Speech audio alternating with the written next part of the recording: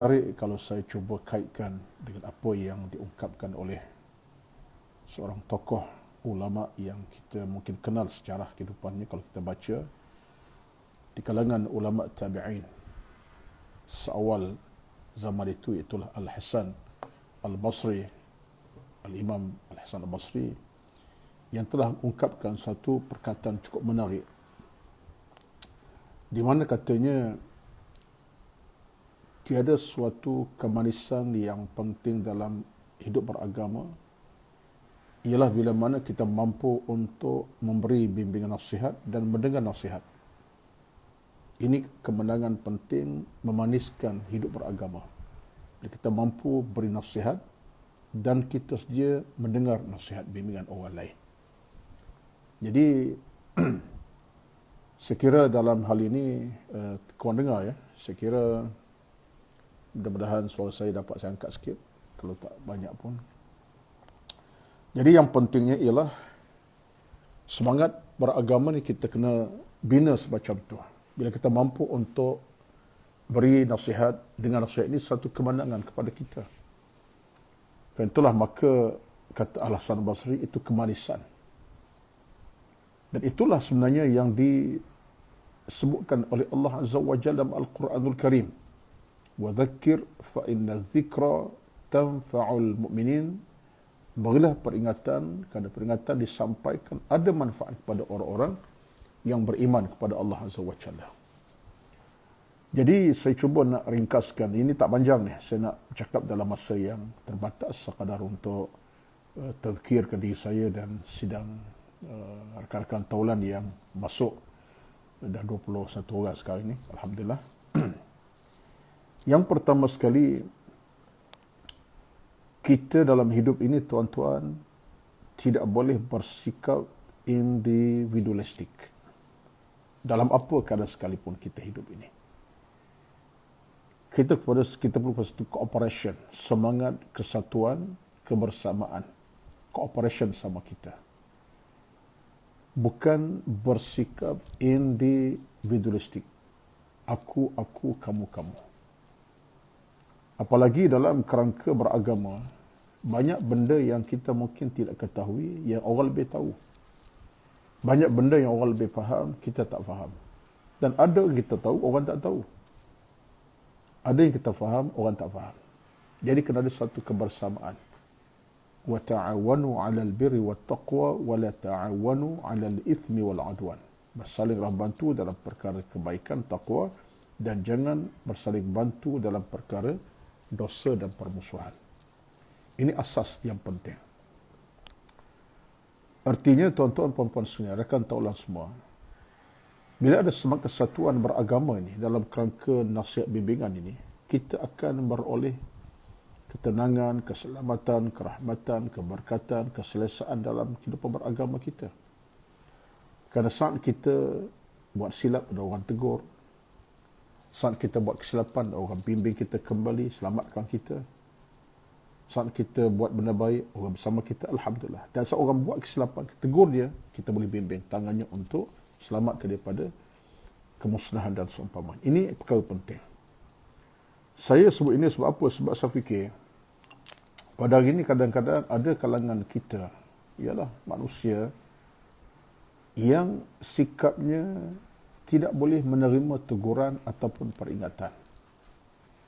Dia merasakan dialah segala-galanya, dialah yang lebih tahu, lebih bijak, lebih faham tentang perkara tertentu dan tidak nampak betapa orang lain itu juga boleh bantu dia ke arah kebaikan dan keselamatan. Ini perkara yang tidak betul dalam kehidupan beragama. Sebab kita cakap dalam kehidupan beragama, kita hidup dalam cooperation with Islam and knowledge, bersama Islam dan pemikiran Islam. Itu yang penting sekali. Kata Dr.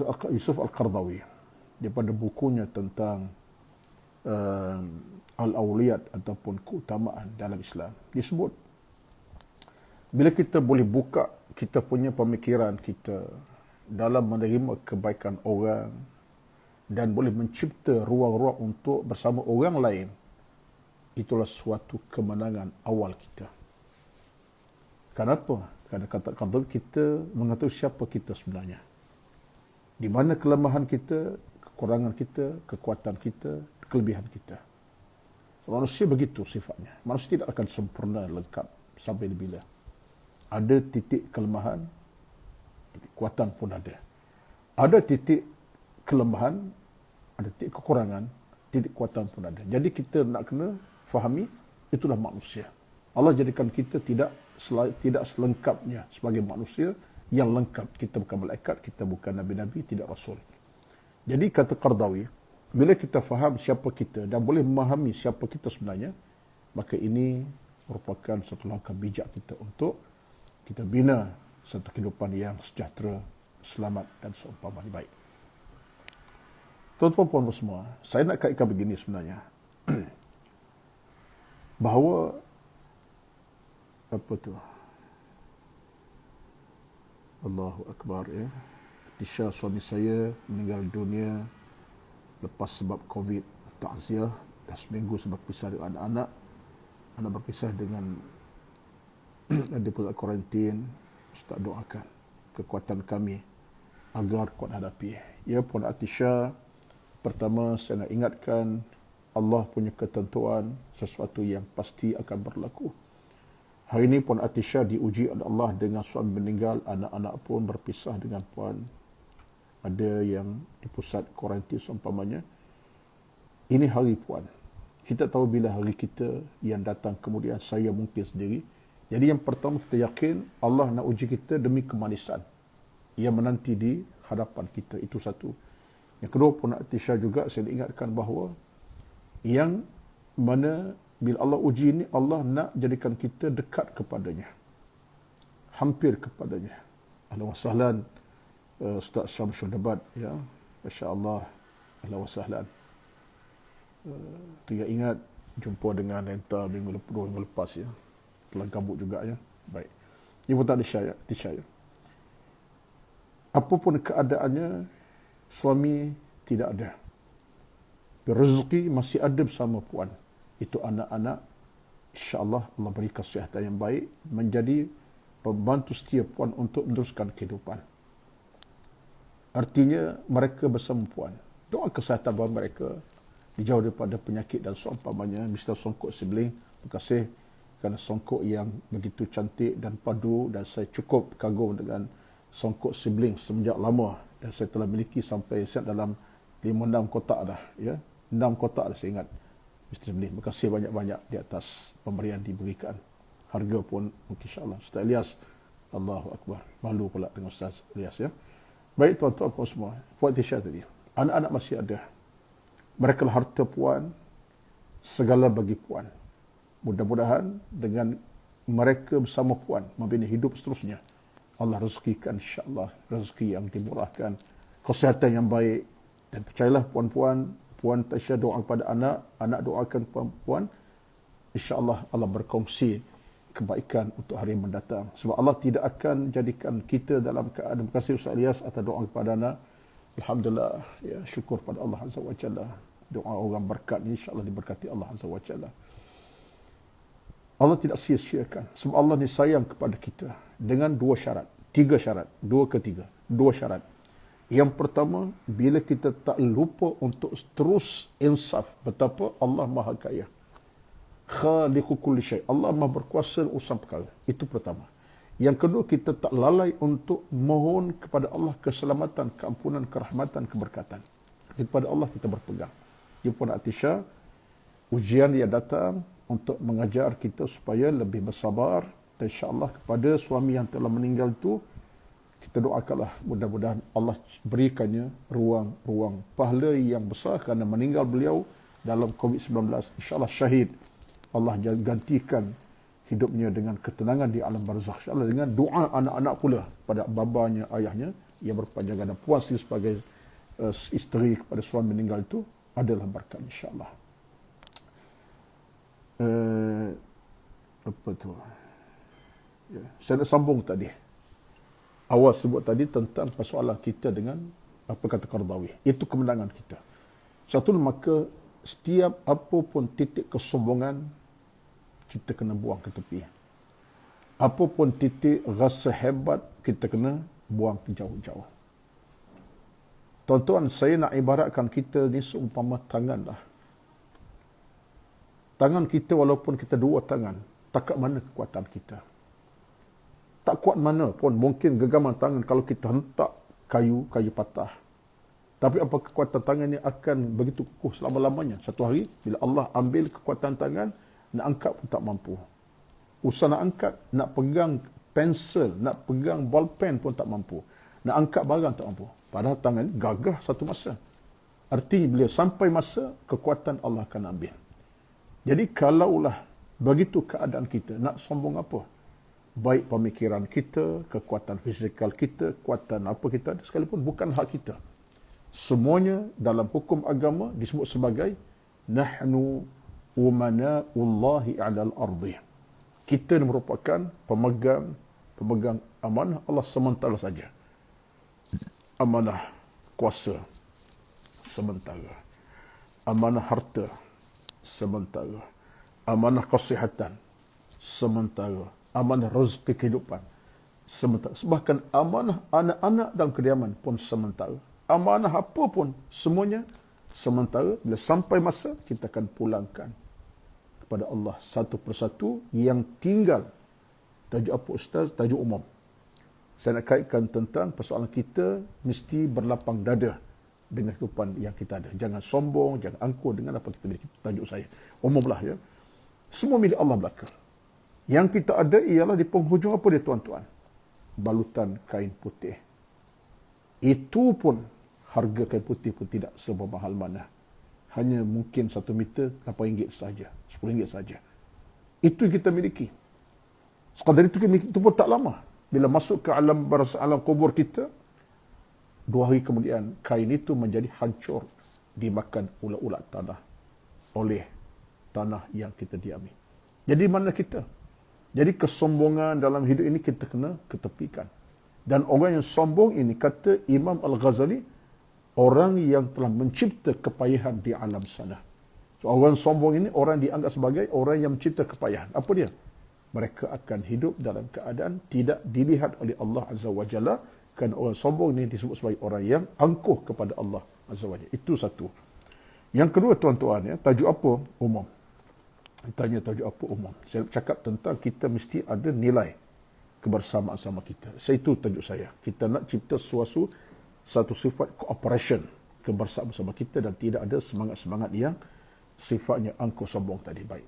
Yang keduanya tuan-tuan, kita kena ingat dalam hidup beragama ini, sikap individualistik ataupun sikap aku-aku ini adalah sikap yang paling keji, yang paling kotor, yang paling tidak berhemah dan berakhlak. Satu Nabi SAW, satu ketika, ini cerita dalam hadis pun disebut, satu ketika Nabi SAW datang kepada sahabat yang sedang duduk beramai-ramai, sedang bercakap-cakap dalam khalayak mereka. Ada suara yang berkata, kamu tengok aku ini. Mana tahu aku ini? Ya, manusia, sahabat manusia tuan-tuan. Ada kesilapan mereka lakukan. Yang Nabi nak ajar mereka, itulah jalan kamu untuk jadi orang baik. Dari Anas, Allah wasal dari Anas, ya. Allah Akbar. Allah uji kita semua, ya. Dan dalam tempoh sekarang ni tidak ada live tanya ustaz tuan-tuan, ya.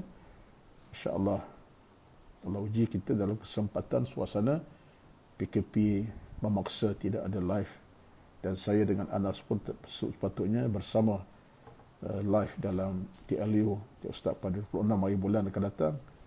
Cancelkan sementara, tangguhkan sementara. Jumpa lagi insyaAllah ya Anas, kita yang lain. Bahkan Nabi tengok sahabat keadaan cakap, aku ni rasa hebat gah. Lalu Nabi pun masuk ke macam mereka itu. Nabi tanya, fima tatahaddathun? Nabi tanya sahabat yang ramai, fima tatahaddathun? Makna kamu cakap apa ni? Tengok cara Nabi. Cakap apa ni? Nabi tak marah lagi, tapi Nabi tunjukkan suatu ketegasan. Fima tatahaddathun? Maksudnya ialah, kamu cakap apa ni? Sahabat diam belaka. Diam, tak bercakap. Ini penghormatan kepada Nabi. Biasa sahabat ini, bila Nabi bercakap, mereka tak akan bercakap. Atau Nabi tanya, mereka diam. Sebab mereka tak nak Nabi, dahulu Nabi salam. Mereka nak Nabi bercakap. Tapi yang itu Nabi kata, kemudian diam. Dan mereka diam ketakutan. So mereka tahu. Mereka bercakap tentang kelebihan. Sehingga sahabat kata, aku ni sekali lebih lah. Kebetulannya dalam riwayat sebut, riwayat yang saya baca itu, ini Imam Al-Baihaqi sebut. Dia bukan hadis daripada Bukhari Muslim. La napa khabalan, la Rashid, lama tak jumpa, rindu ya. Lalu sahabat faham, Nabi akan marah ni. Sebab mereka cakap ke mereka. Nabi tanya, fima tatahaddatsu, kamu cakap apa ni? Semua diam belaka. Nabi pun kata, aku tahu, aku dengari apa yang kamu cakapkan. Kerana kamu cakap tentang kamu dan kehebatan kamu. Sebab ada riwayat sebut, dalam kisah ada kebetulannya, diriwayatkan bahawa Nabi SAW minta sahabat untuk menderma sebenarnya. Derma untuk bantu. Sebab pada masa itu perang diisytiharkan, ada sahabat yang boleh derma wang dinar, ada yang sahabat boleh serahkan kuda perang, baju besi, macam-macam lah. Sahabat ni rasa dia hebat. Dia ada kuatan. Dan mungkin itulah kuatannya dengan derma yang ada orang. Rasa dia hebat. Nabi tanya, fima tatahaddatsu, semua diam. Lalu kata Nabi SAW, sebenarnya tidak ada kelebihan kamu dengan orang lain, melainkan Allahu Azza wa Jalla bifadlihi wa karamatihi. Yang lebih, yang hebat Allahu Azza wa Jalla dengan kemuliaan dan kelebihannya. Tengok tuan-tuan. Nabi kaitkan Allah terus. Sebab apa? Sebagai manusia, kalau kita gagah harta pun, setakat itulah. Kita ada kegagahan melalui pangkat, setakat itulah tuan-tuan. Kalau kita ada kegagahan fizikal sekalipun, setakat itulah. Tak akan ke mana pun kegagahan kita tadi, harta. Kita miliki, pada masa kita milik-miliklah. Tapi Allah boleh tarik harta by cash. Kegagahan kita melalui fizikal yang mantap, yang kukuh, yang padu. Setakat itulah. Allah boleh tarik kita kesihatan bila-bila masa saja. Hari ini berapa ramai sahabat kita yang dalam musim COVID-19 ini, saya pun sebut sebab ramai sahabat saya, ustaz-ustaz, rakan-rakan saya yang saya kenal lama, baru, terutama yang kenal lama, dapat berita, ya akhi, ana positif COVID. Saya tak keluar ke mana-mana pun, tapi bila rasa demam, pergi cek, swab test, COVID. Tuan-tuan, dalam kesihatan yang baik, fizikal dijaga, sanitize tangan, tak pergi di khalayak ramai, tak pun keluar tengah orang ramai, tiba-tiba swab test positif. Ini ancaman sekarang 2-3 minggu ni, tak ada gejala, tak ada simptom. Maknanya tengah sehat walafiat, Allah ambil melalui COVID-19, paksa dihantar ke pusat kuarantin, ke hospital. Antaranya sahabat kita, sahabat saya pun cuba WhatsApp kepada Al-Fadhil Ustaz Karim Makki, semua orang tahu ya. Sahabat saya semalam di Terengganu, Ustaz Luqman Abu Ubadah, juga isteri. Nak cerita tuan-tuan, ujian. Jadi tengah-tengah walafiat, Allah boleh uji kita dengan kesakitan. Dalam COVID-19, COVID lah. Tak COVID pun melalui kesakitan tertentu. Allahu Akbar. Jadi kita nak bangga apa? Nak bangga apa tuan-tuan? Jadi kebanggaan kita ada selama ini, kerana faktor kita lebih daripada orang, ini adalah merupakan hasutan dalaman kita. Nafsu serakah kita dan kejahatan dalaman kita. Syaitan pun dijadikan kita dalam keadaan lupa dan lalai. Saya busy sangat, anak buat kerja sekolah. Okey, tak apa, insyaAllah. Allahu Akbar.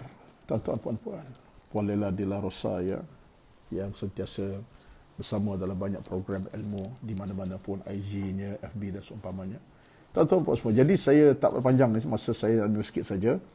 Jadi rumusan saya ialah kita kena hidup suasana cooperation sama kita. Bila ada cooperation sama kita dalam kerangka ilmu baik, amal baik, kita boleh pimpin tangan orang. Mana orang nak lemas, kita selamatkan dia daripada kelemasan. Mana orang nak terjatuh, kita angkat tangannya, kaki supaya tak terjatuh, terhemban. Mana orang yang terseliuh kaki, kita cuba selamatkan, jangan terseliuh lagi. Mana orang nak jatuh ke lambah yang tidak elok, kita ambil dia, kita pegang supaya dia tak jatuh. Ini adalah kita, tuan-tuan. Inilah kita. Sebab kita ini, tak kira siapa pun. Saya teringat, ketika saya berforum wacana Al-Quran 3 minggu yang lepas di Karangkraf Shah Alam bersama dengan saudara Amin Idris yang secara awal tadi nampak dihadir bersama dalam IG ini, saudara Amin sebagai pengurusi moderator, bersama dengan seorang tokoh, seorang pakar perubatan di IGN Jantung Pusat IGN Jantung Negara, pakar dalam bidang jantung, iaitu yang berbahagia Datuk Seri Dr. Azhari Rosman. Datuk Seri Dr. Azhari Rosman ya. Ya, Azhari Rosman, pakar jantung, disebut satu wording yang saya sampai hari ini melekat dalam ingatan saya. Melekat sungguh. Dia kata apa? Hidup kita ni tak kira siapa. Hidup doktor ke, hidup seorang penceramah ke, hidup seorang mekanik ke, hidup seorang peniaga, tak kira siapa lah. Hidup kita ni, kata dia, ibaratnya di hujung tanduk. Hidup kita ni di hujung tanduk je. Apa tuan-tuan? Maksudnya ialah, hidup kita ni hanya menanti masa je. Go out, touch and go. Pergi bertemu Allah Azza wa Jalla. Tak kira siapa. Seolah nadi kita, jantung kita sekarang ni, tunggu masa je. Allah boleh ambil tengah berceramah, tengah bercakap, tengah tidur, tengah bersembang, tengah berjalan, tengah makan, tengah bekerja, tengah ride santai, tengah buat apa saja. Hujung tanduk. Maknanya, terlalu cepat sangat bila Allah ambil nyawa, Allah ambil. Hujung tanduk. Kata-kata bagi saya terkesan. Sebab saya tak dengar lagi sebelum ni, walau ustaz berceramah pun tak ada sebut hujung kita, umur kita hujung tanduk. Tapi beliau bercakap nada seorang doktor pakar jantung, walaupun dia bukan seorang yang di kalangan ilmuwan agama, tapi kata-kata beliau tadi, hidup kita ni hujung tanduk, nanti masa mengasih Tinano ya, memang satu benda yang mengisafkan kita. Nak sombong apa lagi? Bila kita dengar cerita hujung tanduk, tuan-tuan, maknanya bila-bila masa. Ada orang meninggal tengah bercakap, ada orang meninggal tengah tidur, meninggal tengah berjalan, meninggal di lautan, meninggal ketika mandi pantai, ada meninggal tengah driving, ada meninggal tengah berjalan-jalan, ada meninggal tengah berehat. Yang sakit itu lagilah cepat. Contohnya kan, minta maaf kan. Maknanya, kalau itulah keadaan kita, nak sombong apa lagi? Nak sombong apa lagi? Walaupun kita ada segala-gala dalam hidup ini. Kekuatan, rezeki, makan, minum, harta benda. Jadi ini sebenarnya titik keinsafan. Dan dia tak menutup ruang-ruang hidup kita yang lain. Bukan bermakna bila hidup ni macam di ujung tanduk, jadikan kita terhenti urusan hidup. Tak. Terus bekerja, buat kerja, cari kebaikan, cari segala. Tapi mesti ada kekuatan. Jangan sombong diri. Jadi kita nak bina hubungan dengan orang secara konsisten. Boleh terima nasihat, boleh bagi nasihat, boleh bercakap benda yang baik bersama-sama. Jangan rasa dia lebih pada orang. Kalau orang bagi nasihat, tegur, terima dengan baik, dan kita boleh pada orang dengan kebaikan. Boleh terima pula orang kebaikan kita, dan kita pula bagi kebaikan orang. Tuan-tuan, ini semua merupakan kemenangan kita yang pertama sebelum kemenangan kita di hari akhir nanti. Itulah sekadar apa yang saya boleh sampaikan. Tengok Quran Time. Ya, 12.30 ya. 12 tadi dah setengah jam. Saya pun ada urusan lain. Tadi dah selesai satu kuliah duha bersama dengan Masjid Al-Falah Mujahid. Bolehlah pun bersama kita. Itulah sekadar tuan-tuan. Yang penting ialah peringatan saya buat diri saya. Hidup ini bererti bila kita artikan dengan nilai-nilai kebaikan. Hidup ini bererti bila kita artikan nilai kebaikan. Dan hidup tak ada erti bila kita tolak erti-erti kebaikan yang lain. Itu kata-kata saya untuk diri saya dan tuan-tuan puan-puan semua. Terima kasih kepada rakan IG semua. Teruslah bersama dengan saya dalam kesempatan yang tertentu, khasnya melalui FB saya, Ustaz Ruslan Muhammad Abu Ammar, dalam kuliah-kuliah duha. Dan insya-Allah untuk akan datang kita cuba lakukan secara ringkas bicara hati hati melalui IG live, insya-Allah. Doakan sama kita insya-Allah, terutama dalam situasi pandemik Covid yang belum selesai ini. Banyakkan doa kepada Allah Azza wa Jalla. Moga Allah angkat penyakit pada kita buat selama-lamanya. Digantikan dengan kesihatan, keselamatan buat semua umat. Tak kiralah yang Muslim ke bukan Muslim, semua kita beroleh keselamatan bersama-sama insya-Allah. Assalamualaikum warahmatullahi wabarakatuh.